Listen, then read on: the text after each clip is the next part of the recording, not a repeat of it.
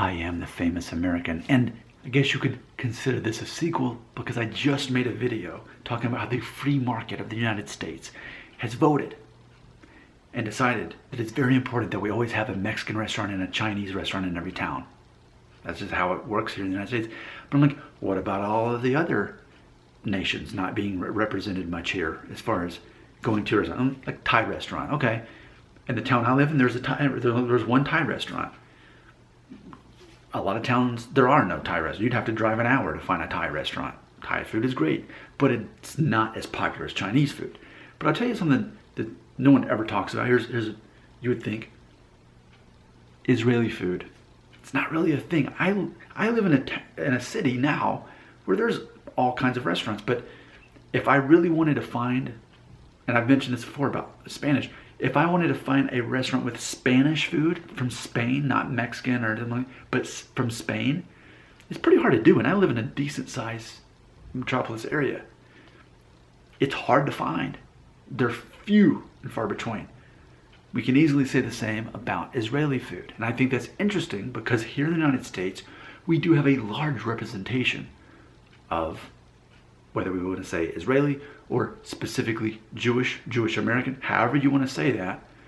We don't have to go specifically back to a certain nation, but I'm talking about the Hebrew people, the people who ultimately are tied to the Jewish faith, however you want to say that. I know people like to get all worried about dicing that up. Well, you can be Jewish, but not be a certain ethnic background. True. But specifically, just to make things easier on everybody, well, let me just name out a Jewish actor off the top of my head, which is extremely easy to do because, okay, Seth Rogen, let's just go with him. You look at Seth Rogen, he has a certain look. He talks about being Jewish. That's just one off the top of my head. But there's a concept here that ultimately, here in the United States, we're very aware of the presence of Jewish Americans, even though Seth Rogen is actually Canadian. So, for example, Paul Rudd, does that make you feel better? Ant-Man. Yes, Ant-Man is Jewish. Definitely grew up Jewish. One of his first jobs was like running the entertainment, like being a DJ at running bar mitzvahs. I actually learned that by watching Conan O'Brien. So, does that make us feel better? Paul Rudd, Jewish American. The concept is, we have quite the presence of Jewish Americans here, / we could even say Israeli, Hebrew, however we want to say that, okay? The point is, where's the food? Where's the food? Now, a lot of you know, I've been kosher for, 11 and a half, 12 years. I haven't eaten pork or shellfish. I take that very seriously. And there's not a lot of restaurants that I can easily go into and think, oh, this won't be a problem. There's definitely no pork in this, definitely no shellfish in this. It's not really a thing that's very easy to do. It would be if there were, oh, here's an Israeli restaurant.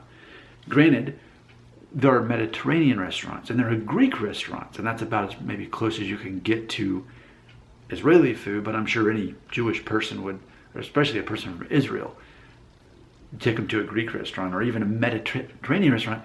I'm not sure that they would necessarily think this is like the food I'm used to. I just think that's interesting when we have such a large presence in the United States.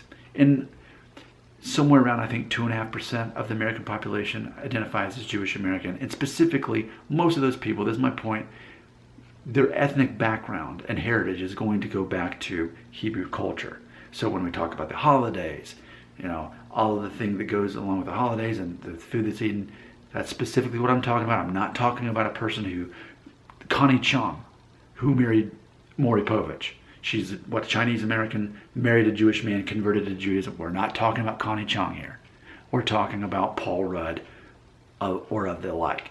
I think it's interesting we don't have easy access to Israeli food. And I just now thought about this.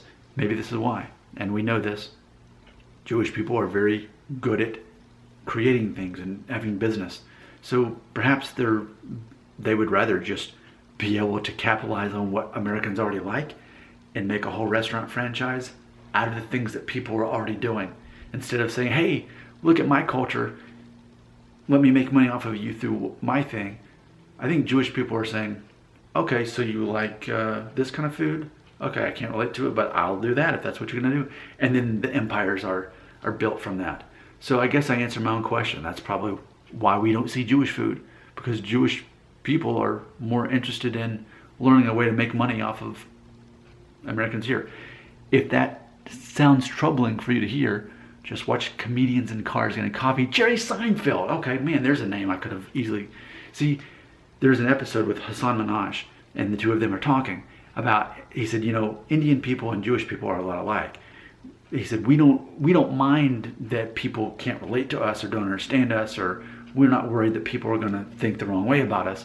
All we're really thinking is, how does this thing work and how can I make money off of it? And that's, again, you can watch that episode on Netflix, Comedians Getting Cars, Comedians in Cars Getting Coffee, Jerry Seinfeld, and what did I say, Hassan Minhaj?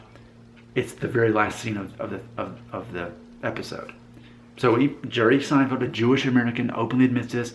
I'm very aware of that. I'm not worried about it being politically incorrect, because it's a fact. There are certain people who it's in their nature to think, how can I make money off of this? And it bothers even people that watch my YouTube channels. It bothers them that I make money from this and my other channel as well. I do. I make a decent amount of side income from these videos, and that bothers me. Oh, you're not doing it for the right reasons.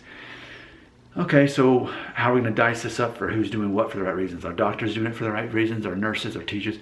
People who make a lot of money versus people don't? Maybe you work in a job that doesn't pay a lot of money, but do we really need to get caught up on who's doing it for the right reason? Ultimately, we all have jobs to do. And yes, we make money from that. And yes, there's part of what we enjoy doing, which a Jewish person has the business mindset. I want to run a restaurant. I want to run a business. Okay. People like fried chicken. Let me do a fried chicken restaurant. And actually, I was watching a coronavirus video, COVID-19, from a Jewish restaurant owner in New York. And of all things, he has a bacon restaurant, which goes against his own belief system. Maybe he doesn't eat his own food, but he knows that people love bacon in the United States, and he runs a franchise here. So I think that's interesting. Again, the concept of separating oneself from identity to focus on how can I ultimately make a decent living off of this. I think I just answered my own question. When I pressed record to start this video, I didn't realize that's where this was going to go. But I think that's what it comes down to. Your thoughts, your beliefs, your perspective on the world belongs right here.